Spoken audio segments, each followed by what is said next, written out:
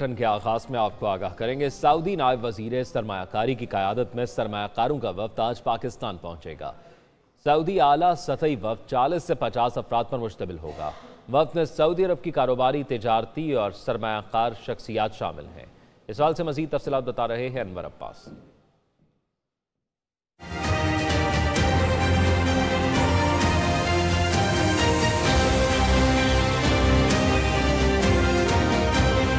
पाकिस्तानी मईशत बेहतरी की जानिब गामज़द। सऊदी सरमायाकारों का वफ्द आज पाकिस्तान पहुंचेगा। वफ्द सऊदी फरमारवा मोहम्मद बिन सलमान की खुसूसी हिदायत पर पाकिस्तान का 2 रोज़ा दौरा कर रहा है। वफ्द में सऊदी अरब की कारोबारी, तिजारती और सरमायाकार शख्सियात शामिल हैं।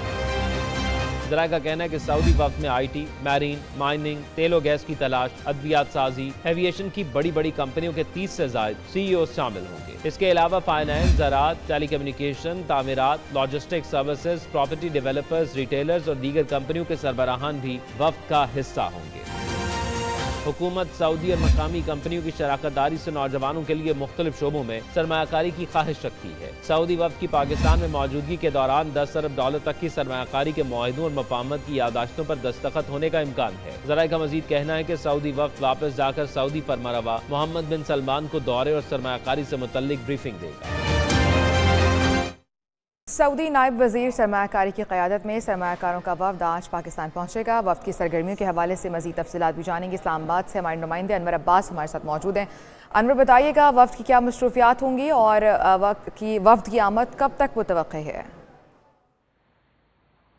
जी बिल्कुल, आज शाम को सऊदी अरब का एक बड़ा तिजारती, कारोबारी, सरमायाकार वफ्द पाकिस्तान पहुंच रहा है। आला सतह का है और सऊदी अरब के वजीर सरमायाकारी इस वफ्द की क़यादत कर रहे हैं। वफ्द पाकिस्तान में आने के बाद CIFC के ज़ेर एहतमाम मुख्तलिफ इवेंट्स में शिरकत करेगा, मुलाकातें करेगा। 2 रोज़ा दौरा है जिसमें 50 से ज़ायद शख्सियात जो हैं सऊदी वफ्द के अंदर शामिल पाकिस्तान में पहुँचेंगी और इनमें 30 से ज़ायद ऐसे वफ्द के अफराद हैं, वफ्द के शुरका हैं जो कि मुख्तलिफ सऊदी कंपनीज के नुमाइंदे हैं और ये पाकिस्तान में आने के बाद बुनियादी तौर पर तलाश करेंगे उन मौक़े की जो कि बाहमी सरमायाकारी और तिजारती और कारोबारी ताल्लुकात के फ़रोग़ के हवाले से दस्तियाब होंगे।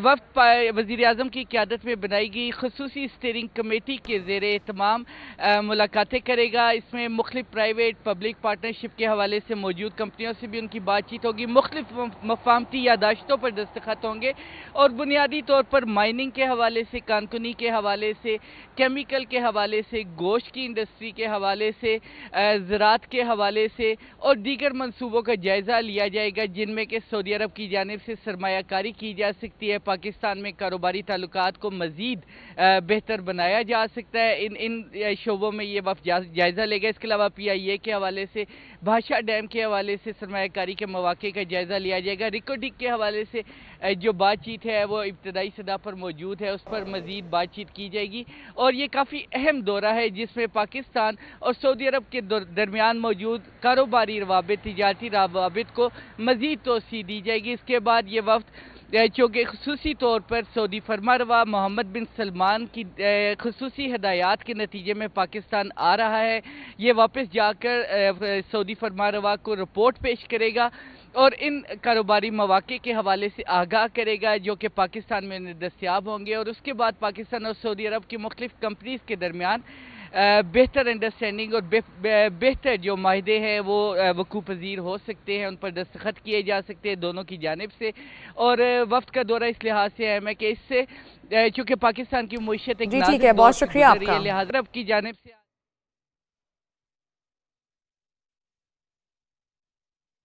नायब वज़ीर आज़म इसहाक़ डार ने गैम्बिया में OIC समिट में इजलास से खिताब करते हुए कहा कि पाकिस्तान को बैरूनी स्पॉन्सर्ड दहशतगर्दी का सामना है।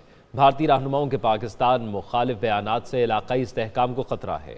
उन्होंने मकबूजा कश्मीर में भारतीय मज़ालिम की मजम्मत करते हुए OIC से कश्मीर से मुतल्लिक एक्शन प्लान पर अमल दरामद करने का मुतालबा किया। इसके अलावा उन्होंने गज़ा में जारी इसराइली हमलों पर सख्त तशवीश का इजहार किया और OIC ममालिक से मिलकर जंगबंदी और इमदाद के लिए मिलकर काम करने पर जोर दिया। नायब वज़ीर आज़म इसहाक़ डार की गैम्बिया में चीन की नेशनल पीपल्स कांग्रेस की कायमा कमेटी के वाइस चेयरमैन और तुर्किया के वज़ीर ख़ारजा से मुलाकात हुई। दोनों मुलाकातों में ताल्लुकात को मजबूत बनाने में मुस्बत पेशरफ्त हुई।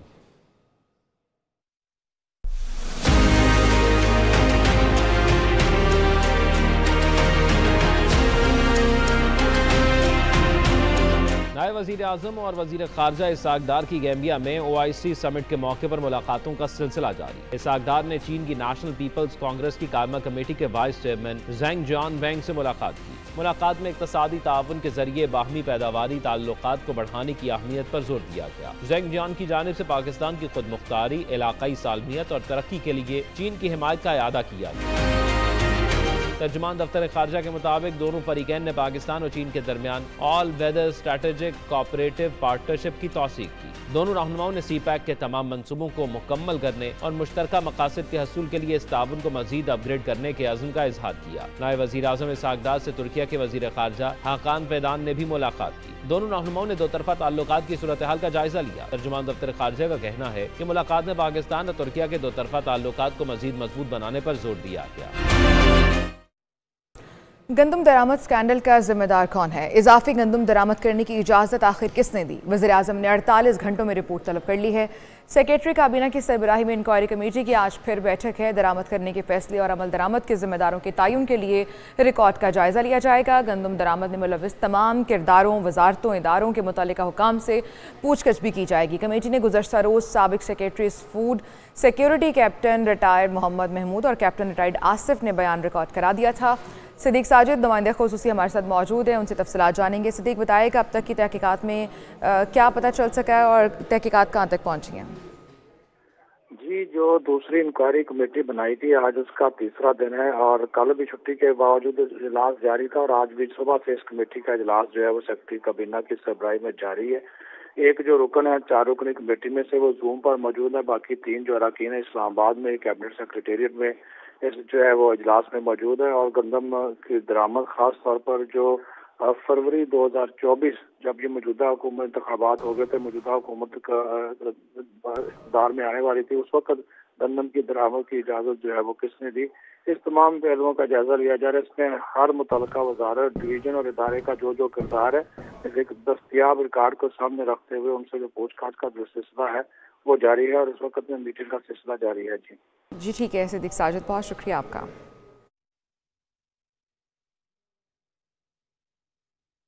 मुशीर इत्तलात खैबर पख्तूनख्वा बैरिस्टर सैफ ने गंदम स्कैंडल के मामले पर हुकूमत को आड़े हाथों लिया। कहते हैं PDM2 के पास किसानों को रिलीफ देने का कोई प्लान नहीं। गलत पॉलिसियों की वजह से दरामद शुदा गंदम 820 फी किलो में पड़ी। उनका मजीद कहना था मैंडेट चोरों की गलत पॉलिसियों से किसान रुल गए और इसी असना में फॉर्म 47 की हकीकत भी खुल गई।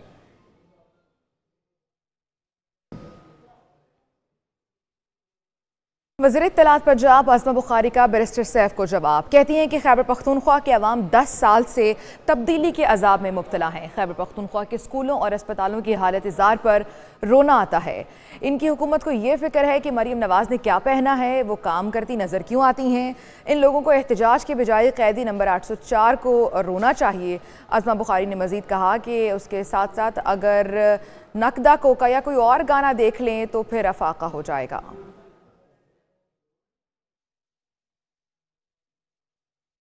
वज़ीर इत्तलात सिंध शर्जील मेमन ने कहा है कि 9 मई पाकिस्तान की तारीख का स्याह तरीन दिन है।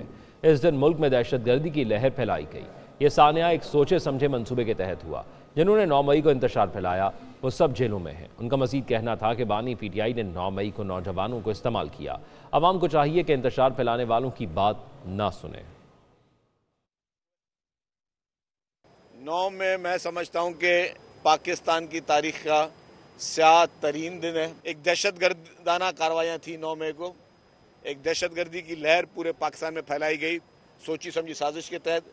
आज जिन्होंने 9 मई की वो जेलों में सड़ रहे हैं। अगर कोई भी लीडर आपको वायलेंस की तरजीह देता है तो ऐसे लीडर की बात नहीं सुननी चाहिए। कोई भी पॉलिटिकल पार्टी अगर आपको अपने इक़्तिदार की हवस के लिए, इक़्तिदार की लालच के लिए अगर कौम के नौजवानों को बेवकूफ़ बनाती है तो ऐसे लीडर की बातें नहीं सुनना चाहिए।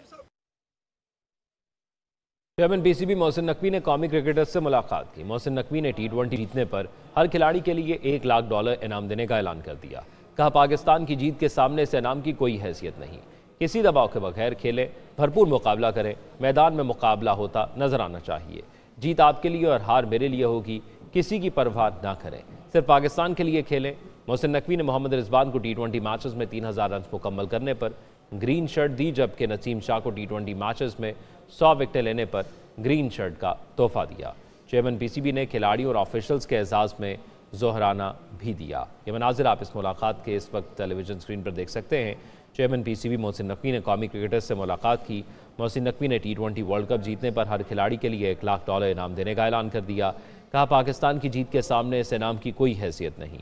किसी दबाव के बगैर खेलें, भरपूर मुकाबला करें, मैदान में मुकाबला होता नजर आना चाहिए। जीत आपके लिए और हार मेरे लिए होगी, किसी की परवाह ना करें, सिर्फ पाकिस्तान के लिए खेलें। मोहसिन नकवी ने मोहम्मद रिजवान को T20 मैचेस में 3000 रन मुकम्मल करने पर ग्रीन शर्ट दी, जबकि नसीम शाह को T20 मैचेस में 100 विकेटें लेने पर ग्रीन शर्ट का तोहफा दिया। नेपरा ने ओवर बिलिंग पर 3 साल सजा का बिल मंजूर कर लिया। डिस्कोर्स में ओवर बिलिंग पर कानून साजी की मंजूरी कौमी असम्बली ने दी। FIA और बिलिंग की निशानदही नेपरा को करेगा। तफसीलात से आगाह करेंगे गुलाम मुर्तज़ा हमारे साथ मौजूद हैं। गुलाम मुर्तज़ा, आगाह कीजिएगा। जी बिल्कुल, डिस्कोर्स में जो ओवर बिलिंग हो रही थी उस पर कानून साजी की मंजूरी नेपरा की सिफारिश पर कौमी असम्बली ने दी है और नेपरा ने जो ओवर बिलिंग पर 3 साल की सजा का बिल पहले मंजूर किया था और अब FIA ओवर बिलिंग की निशानदही नेपरा को करेगा और नेपरा इस एक्ट के तहत जिसमें जो नेपरा तरमीमी एक्ट है इसमें तरमीम से ओवर बिलिंग और गलत बिलिंग भेजने वाले अफसरान की पकड़ हो सकेगी और उनके खिलाफ कार्रवाई जो है वो हो सकेगी, जबकि FIA जो है उनको बिला वजह हरासमेंट नहीं करेगा बल्कि उनके हवाले से कहीं पे कुछ चीज़ ऐसी देखी जाएगी तो FIA सिर्फ निशानदेही करेगा और बताएगा कि फलां मजाज अफसर जो है वो गलत काम जब कर रहा है और उसके बिलिंग में कोई मसाइल है तो उस हवाले से इसी बिल के तहत उनके खिलाफ कार्रवाई शुक्रिया आपका तफसीलात से आगाह करने के लिए।